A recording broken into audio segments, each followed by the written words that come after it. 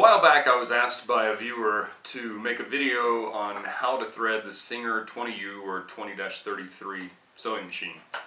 I did that, and then another viewer posted a comment on that video asking if I could show how to thread the bobbin and insert the bobbin into this machine. Well, Lynn, I'm sorry, no, I can't do that.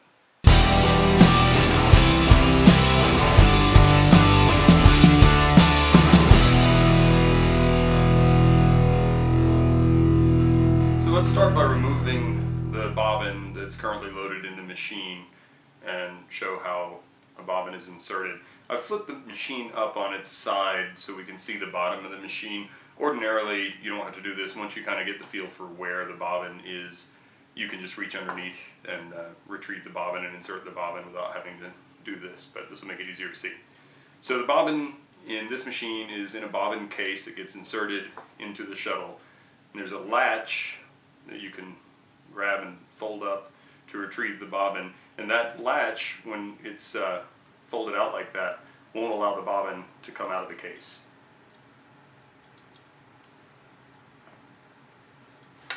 With the latch folded back into place and it's spring loaded, it'll just go back, then you can pull the bobbin out. And if you somehow stumbled on this just because you saw a good looking guy and didn't know what a bobbin was, the bobbin is the spool of thread in the bottom of the sewing machine, and when you sew with a lock stitch sewing machine, the typical sewing machine that everybody knows, there are two threads that make the stitch. It's not just one thread going in and out, and this is where the bottom thread is.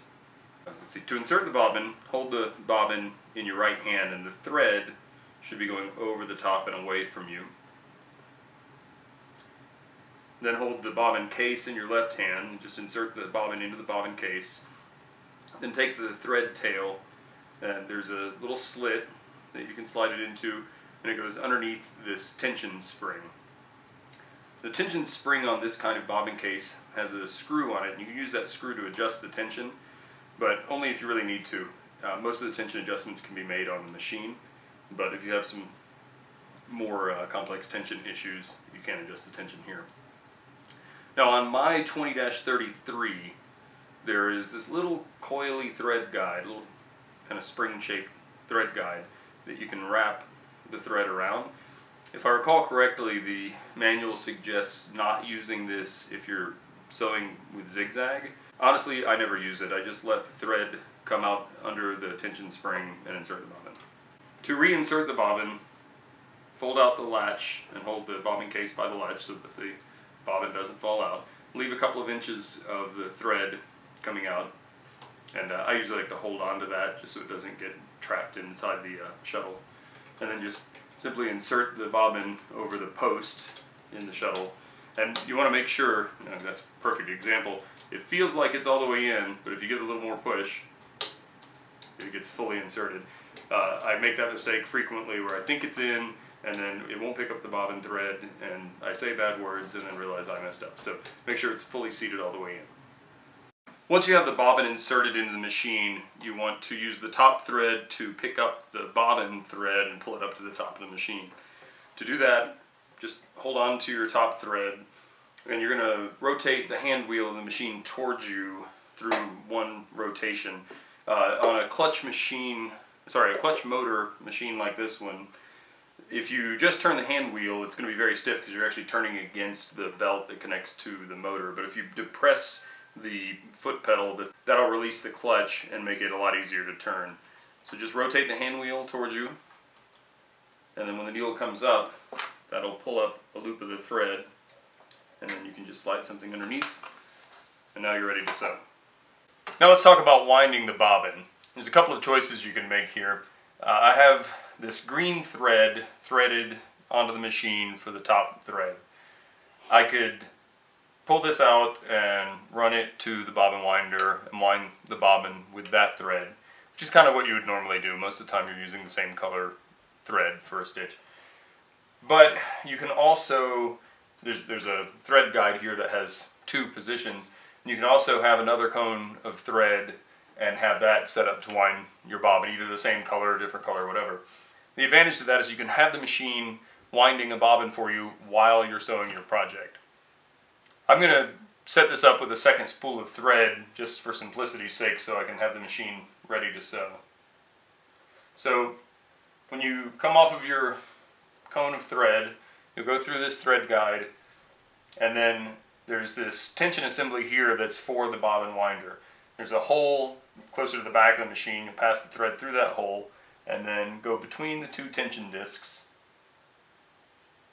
And if you find that you have problems with your bobbin not winding tightly enough or too tightly or something, there is a tension adjustment here. I've never messed with it, but you just play with it until you get the tension right, I guess. So there's a second hole towards the front of the machine, pass the thread through that, and then all the bobbins that I had, this machine came with like 25 or 30 bobbins, so all of them I have are this style. I think these are class 15 bobbins. They're actually pretty small, so it's good that you can wind bobbins pretty quickly doing it this way, because you're going to be changing bobbins a lot with this machine. So these are all solid with just one hole through them. You may have class 15 bobbins that have multiple holes. Should not matter, but for this style, just hold the bobbin and pass the thread in between the two walls of the bobbin, if you will, and up through that hole, and then pull it through.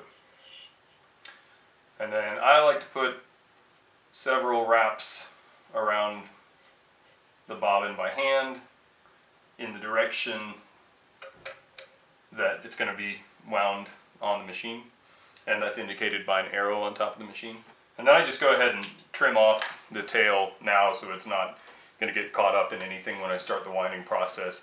Most of the household machines that I have, their manuals recommend just holding onto that tail while the bobbin starts winding, and then you can break it off or cut it off. But in this case, I've found that if I just cut it off now, it's fine. And then in order to start the bobbin winder, there's this lever here that you move over, and that activates the bobbin winder and will automatically kick off once the bobbin is fully wound.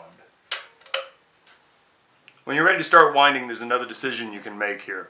There's a knob on this machine and on many machines that operates a clutch that will disengage the sewing mechanism.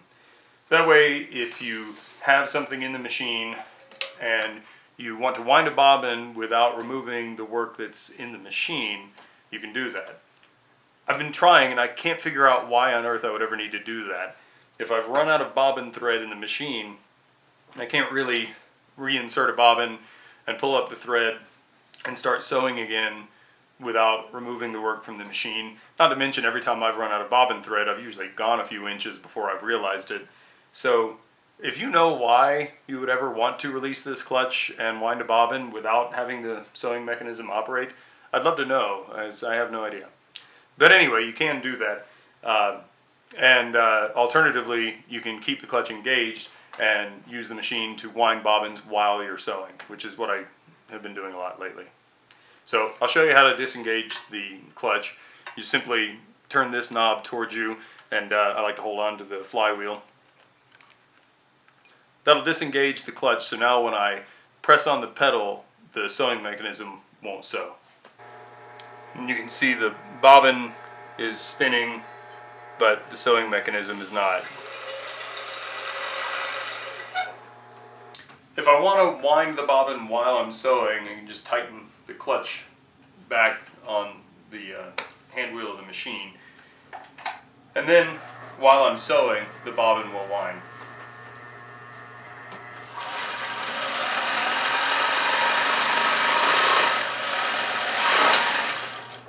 And as you can see, when the bobbin is full, the lever kicks off, and now I've got a full bobbin.